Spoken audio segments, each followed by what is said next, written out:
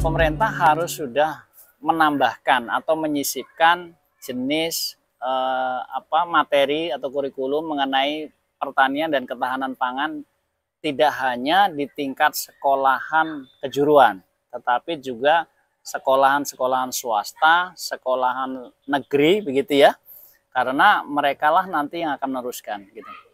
Ini kenapa harus didorong begitu anak-anak muda ini, khususnya di tingkat sekolah menengah atas ini, karena agar tidak berebut ke sektor industri manufaktur gitu ya. Ya. Kenapa pengangguran kita tinggi? Karena semuanya itu konsentrasinya ke industri manufaktur, tidak ke industri ketahanan pangan maupun ke sektor pertanian maupun perkebunan.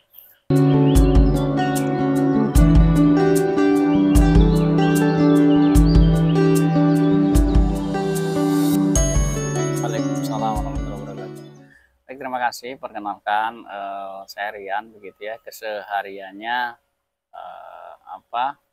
di tingkat petani ya. Jadi pendamping, bukan pendamping ya, mendampingi petani lah gitu ya. Terutama berkaitan dengan kebutuhan petani itu begitu. Kalau selama hampir 3 tahun ini saya mendampingi, saya sering keliling ke petani, baik dengan kelompok tani maupun dengan petani, anggota petani langsung begitu ya. Itu banyak cerita, khususnya mengenai kebutuhan mereka dalam hal hasil panen ya, dalam hasil panen itu begitu. Nah, apakah yang dikeluhkan oleh mereka? Dikeluhkan oleh para petani itu? Harga. Jadi untuk harga hasil panen itu tidak semuanya itu bisa diserap oleh pemerintah begitu ya. Jadi pemerintah kadang-kadang di satu titik itu harus volumenya sekian baru bisa diserap, itu yang pertama. Yang kedua juga harus misalnya kondisi hasil panennya ditentukan seperti kriterianya ada lah begitu ya. Jadi nggak semuanya bisa diserap begitu. Itu yang kadang petani kasihan ya, karena nggak bisa diserap, sehingga diserap oleh pihak swasta atau teman-teman yang biasa beli langsung. Jadi harganya juga lebih murah itu begitu. Yang diberikan solusi selama ini oleh para pendamping pertanian apa Mas untuk mengakali hal tersebut? Kan kasihan petani kita. Ya. Biasanya informasi yang mereka dapat itu atau masukan dari pendamping pertanian, terutama khususnya dari dinas, ya untuk meningkatkan produksi dan harga dan kualitas, biasanya itu. Karena kalau kedua itu dijaga, tentu petani masuklah, sejahtera itu bisa, itu begitu. Beneran, harapannya beneran. Jadi begini, karena sejahtera enggak ini ya, minimal kebutuhan petani itu tercukupi dengan ini ya, dengan baik, dengan mudah, itu mereka sudah harapannya nggak lebih dari situ, nah gitu. Ya, tidak ada yang mahal sebenarnya di tingkat pertanian itu, kecuali memang yang pabrikan begitu ya. Kenapa saya katakan begitu? Karena petani sebenarnya bisa banyak yang bisa dihemat ya, banyak yang bisa dihemat.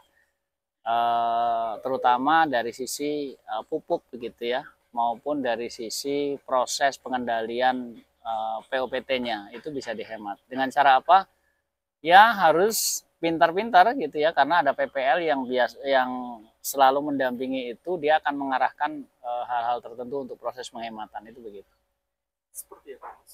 Contohnya, jadi begini, banyak di kalangan petani itu sudah dilatih ya, terutama dari sisi meningkatkan produksi. Itu yang pertama. Yang kedua, untuk proses pengendalian hama tanpa menggunakan bahan-bahan yang sifatnya harus beli, itu sudah dilatih. Tetapi karena kebiasaannya petani itu maunya cepat, instan begitu, sehingga balik lagi gitu ya, balik lagi ke situ. Nah ini butuh waktu yang panjang untuk merubah kebiasaan petani itu, butuh waktu yang panjang, intinya begitu. ada aplikasi tepat guna untuk petani supaya hasil produksinya lebih meningkat dan bagus? Ya, sekarang ini banyak sekali perusahaan yang sudah mengembangkan jenis nutrisi ya, jenis nutrisi yang memang dibutuhkan oleh baik padi maupun hortikultura gitu ya. Nutrisi itu yang biasa diserap langsung begitu, diserap langsung oleh tanaman dan reaksinya lebih cepat. Dan biasanya harganya juga lebih terjangkau. Seperti ini nih ya. Nih. Ini NPK Vertin ini adalah jenis nutrisi tanaman yang siap diserap oleh tanaman padi begitu ya. Dan sangat bagus begitu ya. Sangat bagus karena harganya sangat terjangkau. Harganya ini 40.000 ya. 40.000 ini rokok 1,5 bungkus. Jadi rokok 1,5 bungkus itu 40.000 ya. Jadi kalau ini bisa kepakai untuk 100 bata dan bisa 1 kali panen. Ini kan sangat membantu. Intinya begitu. Untuk di Kota Cirebon ini apakah ada pendampingan untuk petani? Kalau di Kota Cirebon saya belum terlalu melihat gerakannya ada gitu ya. Saya belum terlalu melihat itu gitu. Karena mungkin dari sisi lahan juga tidak sangat terbatas ya. Itu sehingga pemerintah atau dinas gitu. Makanya begini. Harusnya dinas pertanian, dinas itu Kota Cirebon itu harusnya dipindahkan saja gitu ya. Harusnya dipindahkan ke memang yang ada lahannya begitu ya. Memang ada lahannya. Kalau nggak ada lahannya apa yang mau dibina kan begitu. Di lapangan Mas, usia petani itu berapa tahun sih Mas? Sekarang? Ya, usia petani di kita yang aktif ya, itu rata-rata 50 tahun ke atas ya. Jadi 50 tahun ke atas itu petani yang mendominasi dan itu hampir 85% itu 50 tahun ke atas ya. Yang di bawah 50 tahun itu ya nggak banyak, artinya yang 40 sampai 50 itu nggak banyak. Mungkin sekitar 15%. Jadi yang di bawah 30 tahun itu hampir tidak ada yang mau jadi petani. Itu yang jadi masalah. Saran untuk regenerasi petani kita apa Mas? Oke. Jadi begini, saran saya ya, karena melihat kondisi lapangan pertanian begitu, pemerintah harus sudah menambahkan atau menyisipkan jenis materi atau kurikulum mengenai pertanian dan ketahanan pangan tidak hanya di tingkat sekolahan kejuruan, tetapi juga sekolahan-sekolahan swasta, sekolahan negeri begitu ya. Karena merekalah nanti yang akan meneruskan gitu. Ini kenapa harus didorong begitu anak-anak muda ini khususnya di tingkat sekolah menengah atas ini, karena agar tidak berebut ke sektor industri manufaktur gitu ya. Kenapa pengangguran kita tinggi? Karena semuanya itu konsentrasinya ke industri manufaktur, tidak ke industri ketahanan pangan maupun ke sektor pertanian maupun perkebunan.